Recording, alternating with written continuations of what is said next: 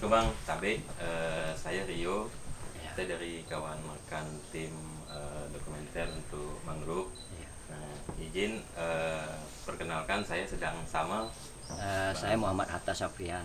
Oke, Bang panggilannya Hatta aja. panggil Bang Atta ya. Iya. Nah, Bang Atta di sini izin sebagai apa Bang? Kalau saya sama kawan-kawan sebagai pengurus ekowisata Ekowisata. dan berdampingan dengan mangrove gitu. Ya, ada kelompok, Ada kelompok, organisasi atau iya. apa? Nah, itu apa namanya? Kami dari untuk wisata terbentuk kelompok Pok Darwis Tungkal 1. Nah, kalau untuk lingkungan kita mangrove ada namanya kelompok pemuda pesisir Pangkal Babu. Terorganisir juga. Mereka mengurus mangrove-nya, kami ekowisatanya. Jadi kami saling membutuhkan, Iya. saling menjaga. Saling berdampingan. Iya, berdampingan, betul lah. Samping menyupport juga. Karena konsentrasinya semua di mangrove. Iya. Nah, izin Bang, boleh sedikit ceritakan untuk ekowisata mangrove-nya, diceritakan sedikit Eh, bentuknya.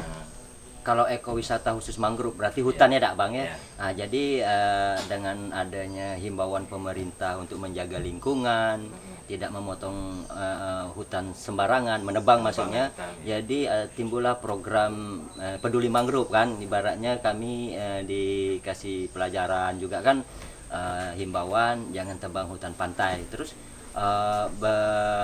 apa? Kemudian terus berlanjut, pemerintah mengadakan penanaman. Jadi kami itulah giat melindungi Melindungi. dan menjaganya.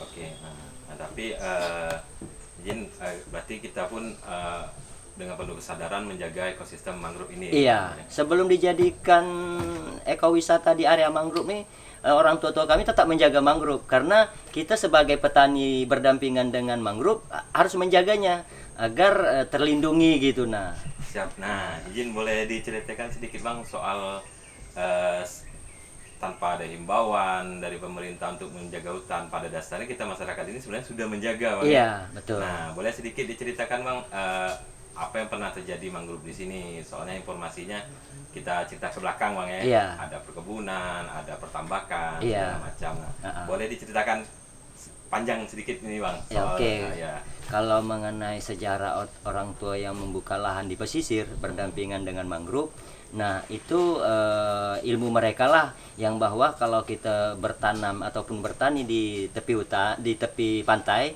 harus ada mangrove sebagai ibaratnya pelindung dari tingginya air, ombak, angin. Itu termasuk erosi. Nah, pengalaman yang pernah terjadi di kampung kelahiran saya, dulu itu kenapa mereka tidak menjaga mangrove, kan mangrove ini banyak yang dijaga, bukan hutannya aja, juga aliran anak-anak sungainya harus kita jaga juga bang dari peracun Oh, kimia, iya. racun ikan. Itu sangat-sangat pengaruh kelongsoran erosi tanah tuh bang apabila selalu diracuni parit itu. Jadi secara kami dikasih nasihat sama orang tua kami, jangan meracun nak. Ya. Tanah longsor, sungai kita makin lebar. Nah, jadi itu salah satu juga bang, kami jaga lingkungan air di area mangrove tadi. mangrove. Nah, jadi karena seiring waktu, pengalaman juga sering banyak bertanya sama kawan-kawan yang ilmunya paham. Nah, itulah mangrove itu tempat berkembang biaknya ikan. Oh, bahwa ada juga iya, hewan yang iya, sebagai habitat dia. iya, di situ, habitat ya. dia memang murni di situ bang. Jadi kami di mangrove sini itulah kepedulian kami bang. Nah, melalui objek wisata inilah kami memberitahu, menghimbau tamu-tamu itu bahwa inilah wisata berdampingan dengan mangrove. Nah, kami jaga sama-sama gitu. Nah, Ada informasi bahwa mangrove ini penting, yang kita Iya. lakukan ini bukan hanya melihat alam, Betul. bahwa alam ini adalah mangrove yang bermanfaat untuk ekosistem kehidupan. iya benar. Melalui itulah bang kami bertukar informasi gitu. Nah, Iya, iya. Nah, kita kan dapat informasi atau artikel beberapa jurnal juga informasi iya, bahwasanya di tahun 90-an itu sebelum benar-benar digalakkan besar-besaran mangrove, iya. ternyata mungkin ada semacam katanya informasi pembabatan untuk pembukaan misalnya kayak gitu. Itu kayak mana itu konfirmasi itu bang? Kalau itu kan waktu saya kecil itu bang, kalau tidak salah di kelas 2 SMP. Memang itu lagi manis-manisnya budidaya pertambakan. Itu Ya. asli warga itu dari Lampung.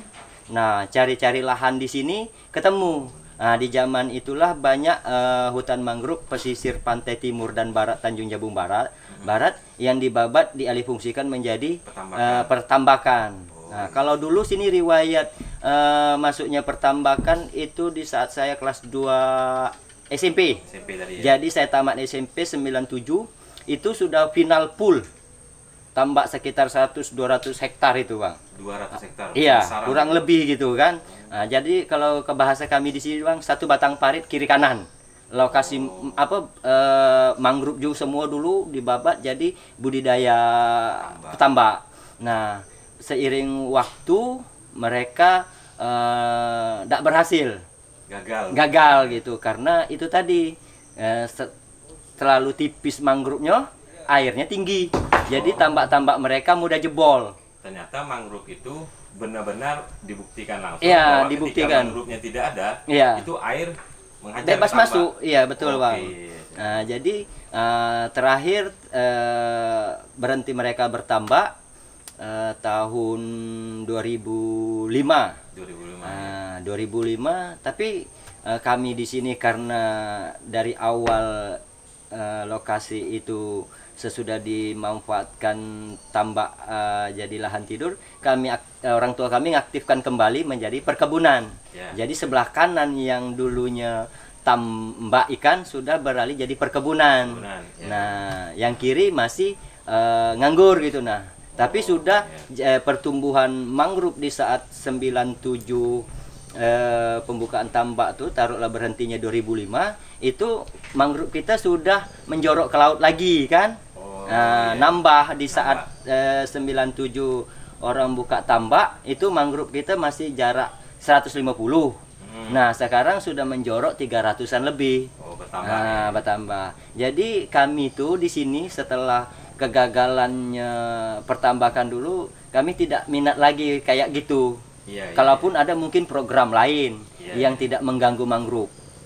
Nah, itulah, Bang. Jadi Bang, setelah dialih fungsi beberapa lahan untuk jadi perkebunan, terasa nggak Bang dampaknya bahwa mangrove itu memang benar-benar menjaga gitu? Sangat Bang. Terutama air itu stabil, tidak terlalu melimpah. Yang kedua, debur ombak pantai sudah tidak begitu kencang lagi di telinga karena sudah mangrove itu sudah agak lebat gitu dari angin himbauan. Dulu waktu SD saya sering main di pertambakan yang masih aktif dulu. Kalau ombak ataupun suara mesin speed laut itu sangat kencang kedengarannya. Berarti jaraknya dekat kan, Bang? Iya. Jadi itu dengan dasar itulah sekarang mangrove yang ada di daerah kami ini, Bang, khususnya Tanjab Barat lah ya, Bang ya, Pangkal Babu. Nah, kami sama-sama untuk menjaga sebagaimana yang diamanatkan orang tua. Jangan tebang sembarangan, tebang tanam kalau bisa. Itu istilah atau memang itulah niat kami bahwa tebang 1 tanam 10. Oh iya. Tebang 1 ganti 10. Iya. Itu kan tadi kita beberapa proses dari pola kehidupan masyarakat sini yang tambak, kemudian perkebunan gitu ya.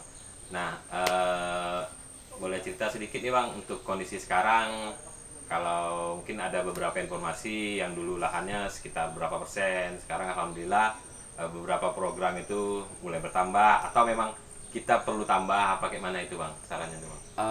Kalau untuk yang berkaitan mangrove dan ekowisatanya enggak Bang ya, eks tambak kami ataupun lahan yang ada tempat kami, alhamdulillah dari alih fungsi ke perkebunan perekonomian meningkat dengan menjaganya mangrove. Juga pun kreatif itu ada usaha ibu-ibu seperti produksi buah dari mangrove itu kan ada namanya sirup pedada. Terus hutan yang ada manfaatnya bagi kami ambil pemanfaatan hutan yang ada itu kayak madu Bang, di hutan itu kan sering kita ketemu madu yang panjang tuh kan. Di situ. Terus kepiting bakau tempat kami banyak Nah, itu makanya seiringnya lebarnya mangrove, mereka juga bertambah. Nah, satu lagi juga jenis seafood yang jadi konsumsi bahan ekspor, Bang. Cincinut, cincinut kalau di sini. Tapi kata orang Bugis kan, tapi orang Bugis yang paling doyan makan itu, Bang. Apa cuco? Cuco. Nah, siput sedot yang dipotong buntutnya. Itu kualitas ekspor ke Batam, Bang. Ternyata itu berkembang biak di hutan mangrove ini. Betul. Itulah isinya. Pemanfaatan kami. Ya, bahwa mangrove juga mempunyai nilai ekonomis. Nilai ekonomis nih, Bang. Istilahnya kata orang ya cuma tanaman liar yang kayak gitu ya. Iya. Cara mendapatkannya itu, Bang, iyalah kita jelajahi hutan. Kalau cari siput itu kan di suasana air pasang. Dia naik manjat ke pohon. Jadi tinggal ngambil aja. Kalau kepiting batu tinggal jelajahi pohon di saat air surut. Kita ketemu lubangnya. Kita korek secara manual. Secara tradisional. Dedikasi mangrove itu banyak. Iya, benar. Dedikasi mangrove itu banyak sebenarnya. Itu tadi kan ternyata punya dampak ekonomi yang besar buat masyarakat. Iya. Itulah kadang kami kalau sedang ada di wisata, kami himbaulah dengan pengunjung yang bertanya bahwa kami memang menjaganya, Bang. Hasilnya ini. Nah, mudah-mudahan kalau ada di tempat Abang, kembangkanlah bibit kami ada. Kalau mau bawa, ambillah, Bang. Jenis mangrove kan? Buahnya bisa kok, Bang, karena sudah memang kita inginkan pilihkan yang terbaik kalau untuk bibit-bibit itu. Karena kan ciri-ciri bibit mangrove ini kan kalau sudah tua. Nah, sedangkan kami banyak yang tua. Mungkin tua dari kami ada kualitas 80, 90 tahun, ada yang belum ditebang, tak ada kami ganggu dak. Karena di saat dulu, Bang, awal kami masuk sini izin dengan pemerintah setempat, memang kita diwajibkan jaga das. Kiasnya das cuman daerah aliran sungai itu jangan dibabat. Nah, itu tempat mangrove. Nah, itu kiasan dia mengizinkan kami. Akhirnya kami masuk berkebun di situ. Das yang dekat sungai kami tidak tebang. Tapi ibaratnya kami berpikir kenapa ya tak dibolehkan. Fungsinya ini loh katanya supaya tanah itu tetap tinggi. Karena fungsi akar mangrove-nya tadi meninggikan tanah, Bang. Ini karena saya banyak membaca juga, Bang. Tapi jujur memang kami juga ini kan kita proses belajar, Bang. Abang tahu dari informasi, kami tahunya dari Abang ya. Kalau saya memang asli, Bang, belajarnya dua versi. Saya belajar sama kawan, baca-baca, terus memang saya tinggal di sini juga, Pak.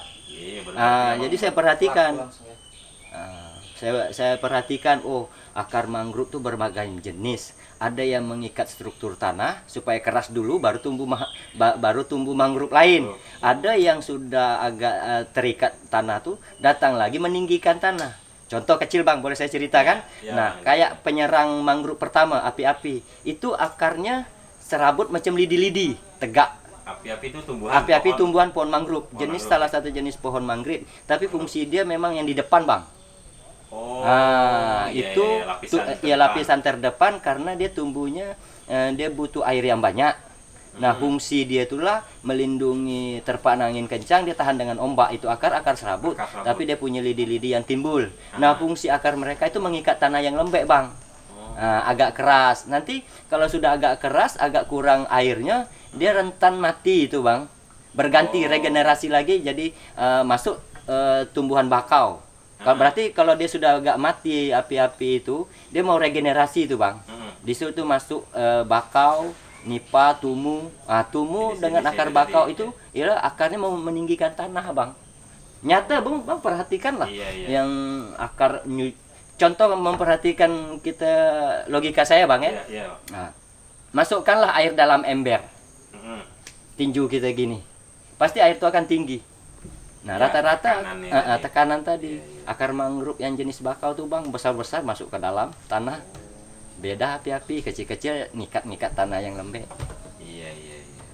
Itu. Semua ada fungsinya, Bang. Perbedaan mangrove, berapa jenis kami mangrove di sini kami perhatikan memang macam-macam fungsinya. Boleh cerita lagi nih, Bang, kita agak mundur lagi. Kita cerita dampak karena Abang sebagai masyarakat sini dan yang menjaga kan. Mungkin apakah pernah merasakan langsung atau pernah dapat cerita ketika dampak mangrove itu dibabat atau dihabisin itu ada dampak apa tuh ke masyarakat? Seperti mungkin banjir atau kayak mana tuh? Nah, mungkin berdasarkan pengalaman atau cerita orang tua kayak mana tuh? Iya. Kalau saya selama di sini Bang, dampaknya sudah pernah merasakan. Yang jelas tinggi gelombang tuh sangat-sangat gimana lah gitu kan. Ya. Kalau sudah mangrove terbabat. Karena memang saya sini lama. Dulu perjalanan kami ke kabupaten lewat laut terus Bang. Nah itu waktu zaman tambak itu Bang, kita kembalikan ke tambak tadi kan, dibabat habis mangrove tadi itu. Memang luapan air itu di akhir bulan besar, mulai bulan 9 sampai bulan 2 itu tinggi Bang. Derasnya angin terasa Bang. Iya, sering nian waktu itu kami kena angin yang kencang. Karena mangrove dibabat. Pelindungnya tak ada Bang. Jadi kami, kalau saya sendiri Bang jaga mangrove ini tak mungkin, tak bisa. Beramai sama kawan-kawan yang penduduk sinilah.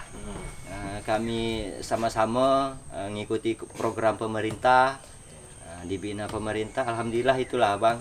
Kalau untuk merasakan secara langsung akibat mangrove itu dibabat sudah saya alami Bang.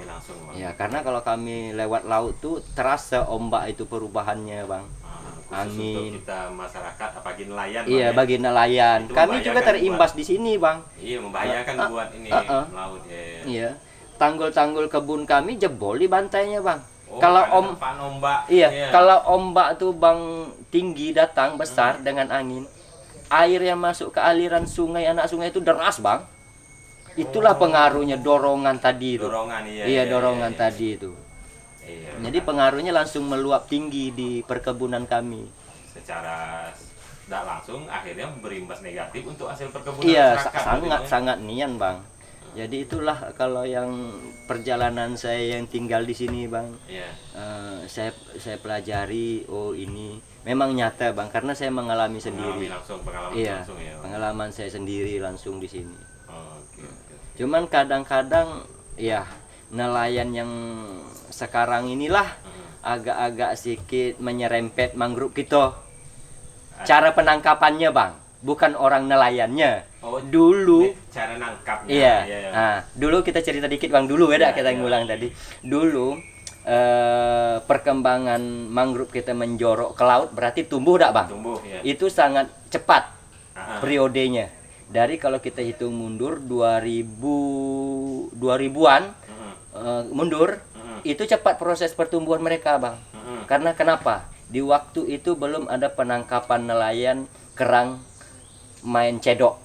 Oh, cara modern. istilahnya, Terus ya. belum ada namanya sondong. Paham ya. Terus belum ada namanya mesin besar speedboat. Karena tempat kita nih lintas hubungan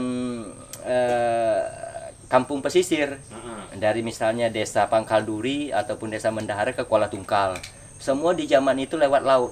Akses transportasinya iya benar. Ya. Jadi maju kita dari 20 ke kini ke sekarang, semua alat transportasi itu besar Bang. Timbul sondong. Iya. Timbul penangkapan penangkapan kerang secara tradisional. Terasa modern. Terus speedboat yang lintas jalur transportasi mesin besar. Iya. Pengaruh mereka itu menggusur lumpur yang ngendap Bang. Membuyarkan lumpur, memotong anak-anak anak-anak mangrove yang mau maju itu. Apalagi kalau sondong tuh Bang, disapunya memang lumpur itu sedalam 4 cm. Digerusnya memang. Nah, sama juga sondong kerang tuh, memang nyakar dia Bang. Jadi tumbuhan mangrove yang satu demi satu maju, kalau datang but layang kena kipas putus lagi. Karena sorong sondong kan kalau musim Bang, musim udang kuning kata orang sini. Udang hasil sondong itu. Memang penyondong tuh sampai sisi dalam hutan. Yang masih jarang-jarang dikit karena pertumbuhan tuh babatnya habis lagi Bang. Karena air tuh tinggi. Air itu tuh tinggi. Itulah perubahan mangrove kita. Jadi kalau ada program atau undang-undangnya mungkin kita bisa membatasi kan, jalur itu batas mana supaya tidak mengganggu pertumbuhan mangrove. Itu sih kalau kajian saya di sini, karena saya tiap hari melihat itu terlalu yang beraktivitas sehari-hari bisa dibilang kami bilang menjaga sekali. Iya, sama kawan-kawan Bang, tak bisa saya sendiri Bang. Kelompok Pok Darwis tadi. Iya, Pok Darwis, pemuda pesisir. Alhamdulillah kita disupport orang tua kita di sini dan warga sedesa Tunggal 1 Bang.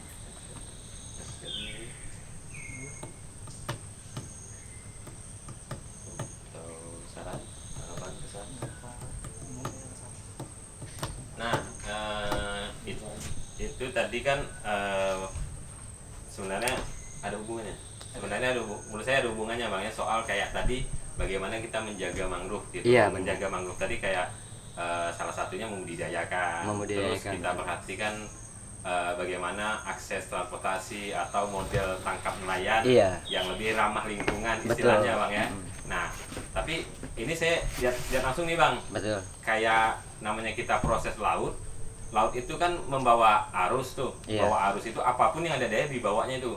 Nah, kalau sampah itu bisa dibilang kategori kayak mana Bang di Pangkal Babu, hutan mangrove ini? Kalau kita di mangrove ini yang berdampingan ekowisatanya ada, kami memang mengut sampah Bang. Programnya di Pok Darwis dan pemuda pesisir dalam 1 bulan tuh memang karena kita paham sama lah Bang ya, paham namanya hutan yang kita jadikan ekowisata, berarti ada kunjungan, ada makanan, ada plastik. Nah memang sangat rentan Bang. Bagaimanapun kita menyediakan tong sampah, tetap yang masuk Bang. Tapi yang ngerjakan buang keluar bukan manusia aja, monyet. Karena kita lingkungan di ekowisata itu kan monyet hutan itu kan ada, mereka lah yang mengobrak-ngabrik. Nah jadi kalau sudah macam gitu Bang, kami sudah target, mata kami sudah penuh dengan kiri kanan sampah, kami punya kegiatan rutin. Dari biaya hasil ekowisata yang kita kumpulkan berupa kas kan, kita kasih ke bidang kebersihan sampah sebagai hari kerja lah Bang gitu. Nah, itu konsepnya berbagi Bang. Yang maksud saya yang misalkan kayak yang dibawa laut tuh Bang, itu ada memang sampah-sampah dalam jumlah banyak. Mungkin ada kapan waktu setahun itu berapa kali ada gelombang yang bawa sampah-sampah. Nggak tahu kita mungkin dari selat, dari mana itu ada ya? Iya, itu memang ada Bang, setiap pesisir mangrove. Dulu saya pernah ikut kerja kelapa di daerah Kuala Mendahara. Kuala Mendahara itu yang perkebunan paling tepi ke laut. Nah, jadi waktu itu ada namanya kreatif kerajinan dari mentol lampu. Mentol panjang itu kan Bang. Kok bisa dari mentol lampu itu Bang? Iya, jadi pernah saya suka dengan kawan tuh divariasi, dikasih lampu dalam kan. Nah waktu itu wah di mana ngambil lampu nih mentol panjang nih, kami masuk ke hutan Bang. Nah kami masuk ke hutan cari itu, memang ternyata banyak. Itulah kata Abang, dalam lingkungan tahun setahun berapa jumlah yang masuk ke hutan, memang kita tidak bisa tentukan Bang. Tapi ada limbah itu. Nah, saya masuk di Tanjung Mendahara itu, di sana ketemu mentol-mentol bekas, kaleng-kaleng plastik. Memang ada deburan ombak itu, karena kita ini berhadapan dengan Cina Selatan Bang. Jadi angin itu memang ngelempar ke hutan.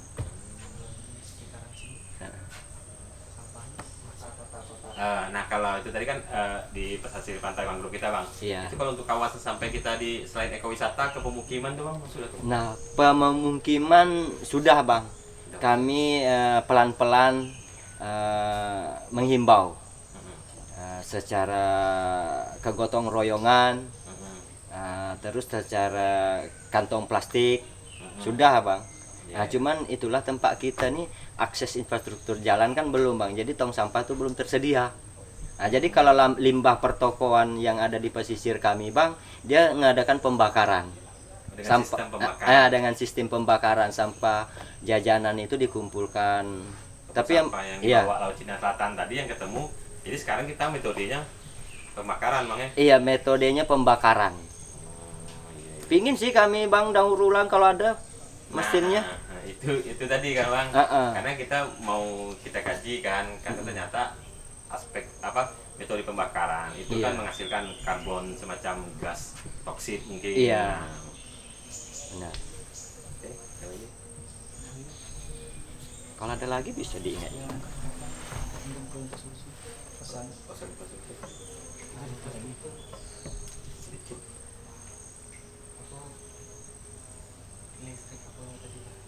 Masih di sini. Nah itu Bang, pertanyaan terakhir Bang, izin sebelum mungkin minta saran dan harapannya ke depannya kan. Nah kita mau, karena kita sendiri datang ke ekowisata ini kan kita selain menikmati alam, kita melihat perjuangan masyarakat, Abang dan kawan-kawan, bagaimana proses menjaga ini.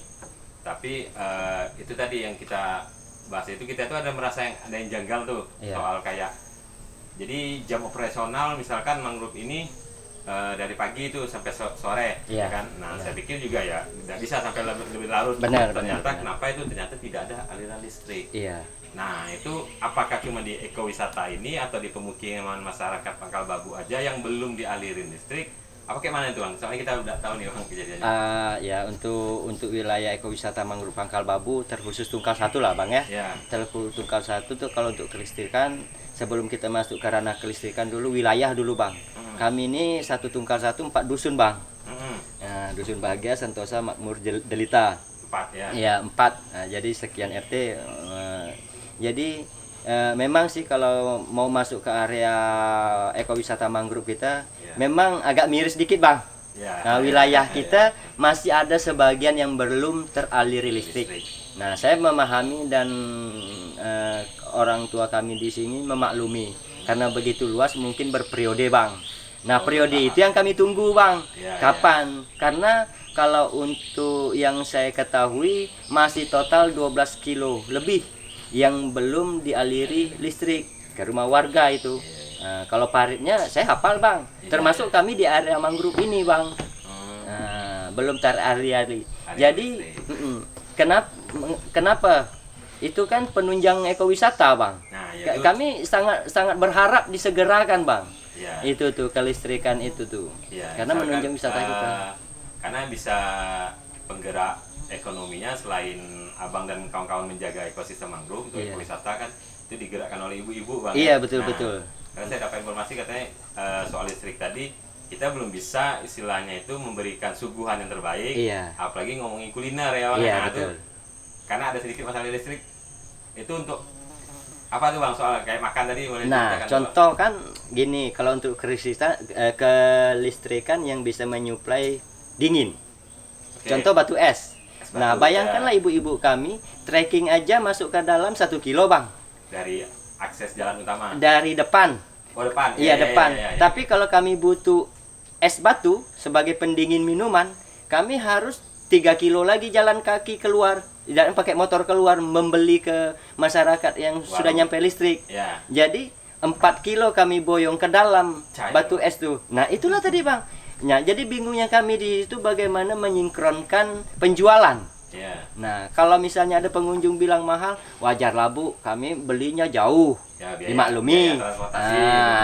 Tapi itulah seandainya kita ada kelistrikan bisa kita mendinginkan di rumah kan, ada tambahan ibu-ibu. Beli jual es batu dia kan, es kelapa muda. Kalau di sini kan kelapa muda nak kita suguhkan, tapi proses penyimpanan menjadi dingin, pembauran dingin itu macam mana Bang? Jujur saya tidak ada bohong Bang, ibu-ibu warung kami ini kasihan.